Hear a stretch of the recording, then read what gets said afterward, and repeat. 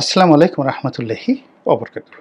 সম্মানিত দর্শক, গত কয়েকদিন আগে মোটামুটি সামাজিক মাধ্যমে একটা বিরাট ব্যাপক আলোড়ন সৃষ্টিকারী খবর।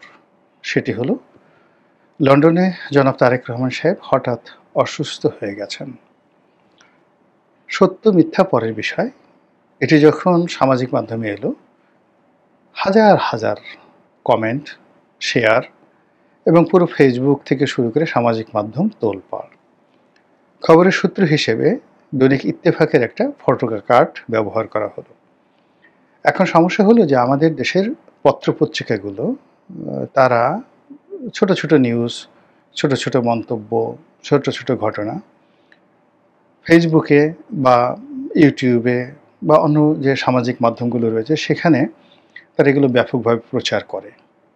এবং এক্ষেত্রে যেটা হয় যে লিঙ্কে না গিয়েই আমরা বেশিরভাগ ক্ষেত্রে, যেমন কালের কণ্ঠ আছে, ইভেন আরটিভি আছে, টেলিভিশন মিডিয়াগুলো আছে, তারাও এই কাজগুলো করে। আমার বক্তব্য বা অন্য যে কোনো মানুষের বক্তব্য এটি দিয়ে একটা কার্ড করে এবং এক একটা কার্ডে দেখা গেল যে 50,000 লাইক হয়ে যায়। এবং এটা এই বর্তমান যে মিডিয়ার যে ট্রেন্ড চলছে সেই ট্রেন্ডে একটা সচরাচর ঘটনা। তো সেই দিক থেকে সব পত্রিকাগুলোই এখন তাদের যে প্রিন্ট ভার্সন সেটার তুলনায় মাল্টিমিডিয়াতে তাদের যে উপস্থিতি এটাকে বেশ গুরুত্বপূর্ণ তারা মনে করে। আর দর্শকরাও এই পত্রিকার যে ফটোকার্ড এগুলো দেখলেই বিশ্বাস করে ফেলে। আর এই সুযোগকে কেন্দ্র করে একটি প্রতারক চক্র গড়ে উঠেছে। তারা এরকম নকল ইত্তেফাক, নকল কালের কণ্ঠ, নকল প্রথম আলো, নকল বাংলাদেশ প্রতিদিন এরকম দিয়ে একটা নিউজ তারা এইভাবে ছেড়ে দেয়। এমনি একটা নিউজ, তারেক রহমান সাহেব হঠাৎ অসুস্থ হয়ে পড়েছেন, ভীষণ রকম ভাইরাল হয়ে গেল। এবং ঘণ্টাখানেক পরে বা ঘণ্টা কয়েক পরে দেখা গেল যে ইত্তেফাক আবার জানালো যে না, তারেক রহমান সাহেব আসলে অসুস্থ হননি। বিএনপির পক্ষ থেকে বলা হলো অসুস্থ হননি, কিন্তু তার আগেই সর্বনাশ যা হওয়ার তা হয়ে গেছে। সেটি হলো যে তারেক রহমান সাহেব হঠাৎ অসুস্থ হলেন কেন? তার কি কোনো শারীরিক ত্রুটি আছে, নাকি মানসিকভাবে তিনি ভেঙে পড়েছেন?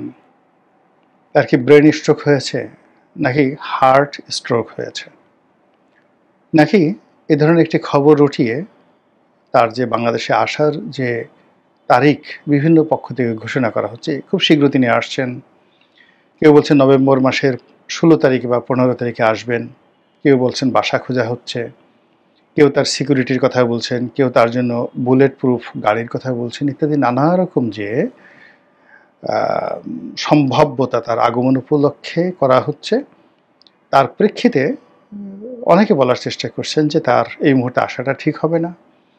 এখনো পর্যন্ত রাজনীতি একটা সেইভাবে আসেনি এবং আমাদের দেশে যেভাবে রাজনীতি ঝুঁকিপূর্ণ হয়ে গেছে এবং যেভাবে জনজীবন ঝুঁকিপূর্ণ হয়ে গেছে, সেক্ষেত্রে জনাব তারেক রহমান সাহেবের যে মুভমেন্ট এটাকে প্রোটোকল দেওয়ার মতো অবস্থা বিএনপির নেই। দ্বিতীয়ত, তাকে নিরাপত্তা দেওয়ার মতো যে জেড ক্যাটাগরির সিকিউরিটি দরকার, যেমন ডক্টর মোহাম্মদ ইউনূস সাহেবকে দেওয়া হচ্ছে, তো এরকম জেড ক্যাটাগরির সিকিউরিটিতে যদি তাকে ফেলে দেওয়া হয়, তাকে যদি এসএসএফ এর আন্ডারে দিয়ে দেওয়া হয়, তাহলে তার রাজনীতি শেষ। তার ধারে কাছে কেউ যেতে পারবেন না। তিনি ঘোরাফেরা করবেন, সামনে পিছনে গাড়ি থাকবে, পুলিশের যাকে বলা হয় বাঁচতে থাকবে, কিন্তু জনগণের সঙ্গে তার যে সংযোগ এটি বিচ্ছিন্ন হয়ে যাবে। এই গেল এক। 2 নম্বর হলো রাষ্ট্র তাকে এই মুহূর্তে এসএসএফ প্রোটেকশন দেবে কি দেবে না, এটা নিয়েও নিশ্চিতভাবে বিএনপি বলতে পারছে না, আমরাও বলতে পারছি না। অন্যদিকে বিএনপি যদি নিজস্ব সিকিউরিটি ব্যবস্থা গ্রহণ করে, তারপরে তার সেই সিকিউরিটির ব্যবস্থা করে, সামনে পিছনের প্রোটোকল দেওয়ার ব্যবস্থা করে, এটাও ভীষণ রকম। অ্যাটলিস্ট 1000 লোকের যদি একটা বাহিনী তৈরি করা হয় কেবলমাত্র তারেক রহমান সাহেবের প্রোটেকশন দেওয়ার জন্য, তাও যথেষ্ট নয়। এর কারণ হলে তিনি যদি এয়ারপোর্টে আসেন, যেদিন আসেন সেই দিন হয়তো 10 লাখ লোক, 10 লাখ লোক কম না, ঢাকা বিমানবন্দর থেকে একদম তিনি গুলশানের যে বাসায় উঠবেন বা পল্টন অফিস বা গুলশানের তার যে কার্যালয় আছে বিএনপি চেয়ারপারসনের কার্যালয়, মানে এই জায়গা পর্যন্ত রাস্তার 2 পাশে যদি তিল ধারণের জায়গা না থাকে, তাহলে ধরে নেবেন যে 10 থেকে 15 লাখ লোক সেখানে উপস্থিত হয়েছে। তো এরকম একটা ভিড়ের মধ্যে যদি বিএনপির একেবারে সশস্ত্র 1000 লোকও থাকে, তবুও সেটা তার নিরাপত্তার জন্য যথেষ্ট নয়। এমনিতেই তিনি নানা রকম আশঙ্কার মধ্যে আছেন। তিনি 1/11 এর সময় যেভাবে নির্যাতিত হয়েছেন শারীরিকভাবে, মানসিকভাবে, তারপর যেভাবে দীর্ঘদিন ধরে প্রবাসে আছেন, সে 2006 থেকে আজ অবধি সুদীর্ঘ প্রবাসে থাকাকালীন সময় তার অনেক শত্রু তৈরি হয়েছে, অনেক মিত্র তৈরি হয়েছে। বিপদের সময় মিত্ররা আসে না, আর শত্রুরা বিপদের সময় অত্যন্ত শক্তিশালী হয়ে পড়ে। এখন বাংলাদেশে যেভাবে আইন শৃঙ্খলা খুব স্পর্শকাতর অবস্থায় রয়েছে, একইভাবে বিভিন্ন রকম যে সকল ক্যালকুলেশন শোনা যাচ্ছে, কথাবার্তা শোনা যাচ্ছে, ফলে তার নিরাপত্তা নিয়ে যথেষ্ট চিন্তার কারণ আছে, হিসাবপত্র করার বিষয় আছে। তিনি বিদেশে বসে যেভাবে দল পরিচালনা করছেন, বাংলাদেশে আসার সঙ্গে সঙ্গে এটা রিভার্স হয়ে যাবে। সব মানুষ, সেই টেকনাফ থেকে তেঁতুলিয়া পর্যন্ত সরাসরি একটা বিরাট গ্রুপ আসবে তার সাথে দেখা করার জন্য। তো প্রতি মুহূর্তে তাকে তার সঙ্গে দেখা করতে হবে, অ্যাটলিস্ট ব্যালকনিতে এসে হাত নাড়াতে হবে, কথা বলতে হবে। কেউ যদি সেই কাঙ্ক্ষিত ব্যবহার না পান, এই ভোটের এই সময়টাতে অভিমান করবেন যে এই টেলিফোনে ওনার সাথে আমার এত কথা হয়েছিল। এখন উনি টেলিফোনে ধরুন কোনো একটা টেকনাফের একজন কর্মীর সঙ্গে কথা বলেছেন, এমনি সে টেলিফোন করেছে বা উনি টেলিফোন করেছেন, এটা রাজনীতির জন্য করতে হয়। তো তিনি সেটার উপরে ভিত্তি করে তারেক রহমান সাহেব আমাকে চেনেন, তার কাছে আমার দাবি দেওয়া আছে, অভিযোগ আছে, বা মনের একটু কথা বলতে আসবো, কিন্তু এসে তিনি সেই দেখলেন যে এত ভিড়, সেই ভিড়ের মধ্যে সেই রেসপন্স তিনি পেলেন না। তখন সেই কর্মীটা তার বদনাম করবে, এবং প্রতিদিনই দেখা গেল যে দুই পক্ষই আসছে। কমিটি নিয়ে একটা জায়গাতে গণ্ডগোল হয়েছে, 4টে কমিটি, টাকা পয়সা লেনদেনের অভিযোগ আছে, যারা ক্ষতিগ্রস্ত হয়েছেন তারাই এলেন, যারা লাভবান তারা আবার সেখানে বাধা দেওয়ার জন্য এলেন। প্রতিদিন তার বাসার সামনে 10-12 গ্রুপ একজন আরেকজনের বিরুদ্ধে স্লোগান দিবে, মিছিল করে, মিটিং করবে। এগুলো আসলে ফেরানো শুধুমাত্র রাষ্ট্রশক্তিতে যদি মানে এখন তাকে যদি ডিফ্যাক্টো প্রধানমন্ত্রী মনে করা হয়, তাহলে ডিফ্যাক্টো একজন প্রধানমন্ত্রীকে যদি রাষ্ট্রীয় নিরাপত্তার বাইরে রাখা হয়, তার অবস্থা যেমন হবে, তারেক রহমান সাহেবের অবস্থা তার চেয়েও খারাপ হবে।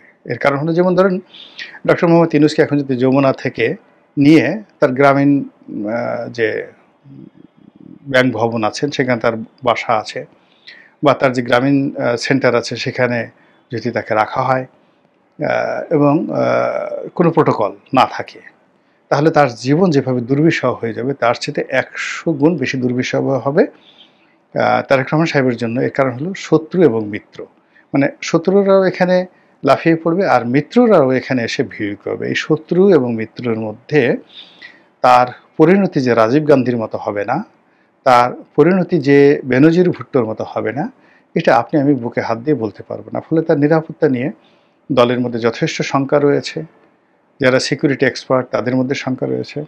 বিএনপির হাজার হাজার কর্মী এবং সমর্থক রয়েছেন যারা সাবেক সামরিক কর্মকর্তা, তাদের যে মিলিটারি পয়েন্ট অফ ভিউ আছে সেখান থেকে তারা এই জিনিসগুলো বিচার বিশ্লেষণ করেন। ফলে তার যে আগমনটা আমরা যত সহজ মনে করছি, তিনি বা তার দলের জন্য তার আগমনটা কিন্তু এতটা সহজ নয়। এই গেল একটা ঘটনা। দ্বিতীয় যে ঘটনা হলো যে জনগণের আবেগ, তিনি কেন আসেন না, মানে তার যারা প্রতিপক্ষ তারা খোঁটা দেওয়ার চেষ্টা করেন যে নেতা থাকে দেশের বাইরে, ক্যাপ্টেন নেই, সেনাপতি নেই, তো এটা কি ধরনের কথা। আবার যারা ধরেন তার পক্ষের লোক তারাও হতোদ্যম হয়ে যান যে নেতা কেন আসেন না, তারে কেন দেখি না, ইত্যাদি ইত্যাদি নানা রকম কথা। তো এই সকল পক্ষ বিপক্ষের যে বক্তব্য, সেই বক্তব্যকে ধারণ করে কখনো কখনো তাকে বলতে হচ্ছে বা তার লোকজনকে বলতে হচ্ছে যে নেতা আসছে, নেতা আসবেন, বা আমি আসছি। কিন্তু সত্যিকার অর্থে তাকে যদি বাংলাদেশে আসতে হয়, অনেকগুলো বিষয় ক্যালকুলেশন করে চিন্তা ভাবনা করতে হয়। এগুলো তার আশা নিয়ে ঘটনা। দ্বিতীয়ত হলো যে যেহেতু সাম্প্রতিক সময় একটা রব উঠে গেছে যে নভেম্বর মাসের মধ্যেই তিনি আসছেন, 15 তারিখের মধ্যে। এই কারণ হলো ডিসেম্বরে যদি শিডিউল ঘোষণা করা হয়, শিডিউল ঘোষণার আগে তো তাকে আসতেই হবে। প্রার্থীদের মনোনয়ন থেকে শুরু করে সেই প্রার্থী সিলেকশন, তাদের ইন্টারভিউ, আর অনেক ঝুঁকি ঝামেলা আছে। তো সেটা যদি তিনি করতে চান, এই মুহূর্তে দলের যে অবস্থা, সেখানে তারেক রহমান সাহেব ছাড়া মানে এরকমভাবে যাকে বলা হয় নমিনেশন পত্র আহ্বান করাটাই রিজভী সাহেব, সালাউদ্দিন সাহেব বা ফখরুল সাহেবদের জন্য ঝামেলার বিষয়।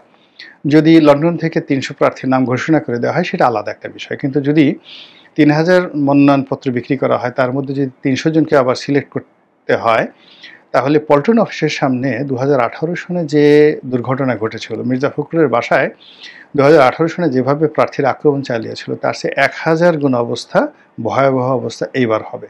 এর কারণ হলো ওইবার জয়ের সম্ভাবনা ছিল ধরুন 50%, আর এইবার জয়ের সম্ভাবনা ১০০%, ইনক্লুডিং মন্ত্রী হওয়ার সম্ভাবনা। কাজেই বিনা যুদ্ধে কেউ এক তিল জায়গা ছাড়তে রাজি হবে না। প্রার্থীরা সর্বশক্তি নিয়োগ করে পল্টন অফিসের সামনে তারা শক্তিমত্তা প্রদর্শন করবে এবং এটি জনাব তারেক রহমান সাহেবকে ফেস করতে হবে। তো এই জিনিসগুলো নিয়ে ওনার দলের ভিতরে সবাই চিন্তা ভাবনা করছেন। আর এরই মধ্যে নির্বাচন হবে ফেব্রুয়ারি মাসে, এটা শতভাগ ধরে নিয়ে বিএনপি এগুচ্ছে। আর বিএনপির যারা প্রতিপক্ষ তারা এই নির্বাচনকে যে কোনো মূল্যে পিছিয়ে দেওয়ার জন্য মরণপণ লড়াই করতে প্রস্তুত। এর জন্য জলে স্থলে অন্তরিক্ষে তারা যে যুদ্ধ ঘোষণা করেছে বিএনপি বিরুদ্ধে, সেই যুদ্ধে তারেক রহমান সাহেবের দুর্বলতা, অক্ষমতা, তার বিরুদ্ধে নানা রকম প্রোপাগান্ডা, দলের মধ্যে বিভেদ তৈরি করা, দলের বিপক্ষে নানা রকম ন্যারেটিভ তৈরি করা, ভারতের এজেন্ট, ভারতের দালাল ইত্যাদি নানা রকম কথা বলা, ক্যান্টনমেন্টের সাথে দূরত্ব রয়েছে, সেনাবাহিনীর সাথে ভালো সম্পর্ক না, এ সকল নানা রকম কথাবার্তা বলে যে ভাইব তৈরি করা হচ্ছে, সেই ভাইবের মধ্যেই হঠাৎ করে বলা হলো যে তিনি অসুস্থ হয়ে পড়ছেন। এখন কেউ বলার চেষ্টা করছেন যে তিনি অসুস্থ হওয়ার ভান করছেন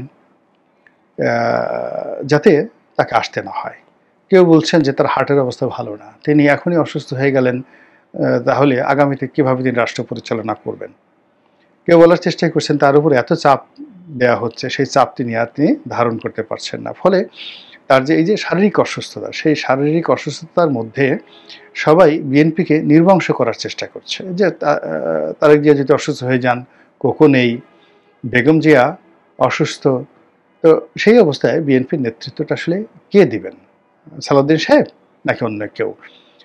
সেটা নিয়ে যে যাকে বলা হয় বিএনপির প্রতিপক্ষের মধ্যে যে একটা চাণক্য নীতি কাজ করছে, একটা ম্যাকিয়েভেলি নীতি কাজ করছে, সেই ম্যাকিয়েভেলি নীতির উপর ভিত্তি করেই দেখা গেল যে এরকম একটা গুজব ছড়িয়ে দেওয়া হলো, অসুস্থ হয়ে যাওয়ার মানে যাকে বলা হয় গুজব। আর এটা বাংলাদেশের রাজনীতিতে আমরা দীর্ঘদিন ধরেই দেখছি, যখন কারোর সঙ্গে আপনি পেরে ওঠেন না তখন তাকে অসুস্থ বানিয়ে দিবেন, চরিত্রহীন বানিয়ে দিবেন, দেউলিয়া বানিয়ে দিবেন। শেখ হাসিনার ক্যান্সার হয়েছে, উনি 3rd স্টেজে রয়েছে, এটা আমরা সে 2016 সন থেকে শুনে আসছি। এই লন্ডনে উনি গেছেন মূলত থেরাপি নেওয়ার জন্য, গোপনে তার থেরাপি হচ্ছে। আপনি ওই সময়ের ভিডিওগুলো দেখেন, বড় বড় মানুষ এই ধরনের মিথ্যা কথাগুলো বলতেন, আর আমরা আকাশের দিকে তাকিয়ে থাকতাম যে শেখ হাসিনা মরে গেছে, কিন্তু আসার পর দেখলাম যে শেখ হাসিনার চেহারা ভালো হয়ে গেছে। তো এইভাবে বহু মানুষকে আমরা অসুস্থ বানিয়ে ফেলেছি, রোগাক্রান্ত বানিয়ে ফেলেছি মূলত আমাদের নিজস্ব স্বার্থ চরিতার্থ করার জন্য। এরপরে অনেক মানুষকে আমরা মেরে ফেলেছি, যে তিনি এখন হাসপাতালে কোমায় আছে। যেমন কয়েকদিন আগে আমরা তোফাল সাহেবকে মেরে ফেললাম, ইলিয়াস কাঞ্চনকে আমরা মেরে ফেলেছি, তারপরে আরও অনেক মানে যারা জীবিত অবস্থায়, যেমন এটিএম সাবুজ্জামান বহুদিন জীবিত ছিলেন, নায়ক ফারুক বহুদিন জীবিত ছিলেন, কিন্তু জীবিত থাকার কয়েক বছর আগের থেকে তাদের মৃত্যুর খবর রটানো হয়েছিল এবং তারা খুব দুঃখ করে বলেছিলেন যে একজন জীবিত মানুষের জন্য এটা যে কত বড় একটা দুঃখজনক কথা যে পৃথিবী যখন মনে করে তার আর প্রয়োজন নেই, তিনি মরে গেছেন, তখন তার আর বেঁচে থাকার কোনো যাকে বলে অর্থ হয় না। এবং এই ধরনের নির্মম প্রচার এবং প্রোপাগান্ডা ভীষণ রকম ভয়ানক। তো সেই দিক থেকে জনাব তারেক রহমান সাহেব একজন দিব্য দৃষ্টিতে সুস্থ মানুষ, তরুণ, এখন তার বয়স 59 বছর বা 60 বছর, এবং তিনি একদম নিরোগ দেহের একজন সুস্থ মানুষ। তাকে কে বা কারা হঠাৎ করে এভাবে অসুস্থ বানিয়ে ফেললো, তারপরে আবার দলের পক্ষ থেকে বিভিন্ন অ্যাঙ্গেল থেকে তাকে আবার সুস্থ বলে প্রচার করা হলো, কিন্তু তাতে কিন্তু সমস্যা কাটছে না। সবাই এখন মানে শুনতে চাচ্ছেন যে ঠিক আছে, তারেক রহমান সাহেব নিজে ফেসবুক লাইভে এসে বলুক যে এই দেখুন আমি সুস্থ আছি, এই দেখুন আমি বুক ডাউন দিচ্ছি, আমার শক্তি আছে। এই হলো মানুষের মন এবং মানসিকতা। তো ঘটনা যাই হোক না কেন, ক্ষতি যা হবার তা কিন্তু হয়ে গেছে। আর এখন এটা যতই বলা হোক আমি সুস্থ আছি বা উনি সুস্থ আছেন বা কিছু হয়নি, মিথ্যা প্রচারণা, ইট মিনস এই যে একটা তারেক রহমান সাহেবকে কেন্দ্র করে তাকে ডিসেন্ট্রালাইজড করার জন্য, তাকে ডিমোলাইজড করার জন্য, তাকে হতোদ্যম করার জন্য, তার গুরুত্ব কমানোর জন্য, তার প্রয়োজনীয়তা নেই এরকম একটা জিনিস বোঝানোর জন্য বা তার অক্ষমতা, দুর্বলতা অ্যাসার্টেন করার জন্য তার প্রতিপক্ষরা যে বসে নেই, তারা যে জলে স্থলে অন্তরিক্ষে আক্রমণ চালিয়ে যাচ্ছে এবং সেই আক্রমণের একটা প্রাথমিক ভার্সন হলো এই তার অসুস্থতার খবর। এটা দিয়ে শুরু হলো আগামীতে বিএনপিকে খুবই সতর্ক থাকতে হবে যে এই ধরনের আরও যা কিছু আসতে পারে তার সম্পর্কে সম্ভব সেই জিনিসগুলো আগের থেকে যদি তারা অনুমান করতে পারে এবং সেই অনুযায়ী যদি ব্যবস্থা নিতে পারে তাহলে রাজনৈতিকভাবে বিএনপির জন্য সুফল আসবে। অন্যথায় বারবার শুধু বিএনপি পরাজিত হতে থাকবে। আল্লাহ আমাদের সবাইকে হেদায়েত দান করুন এবং হেফাজত করুন। আসসালামু আলাইকুম ওয়া রাহমাতুল্লাহি ওয়া বারাকাতুহু।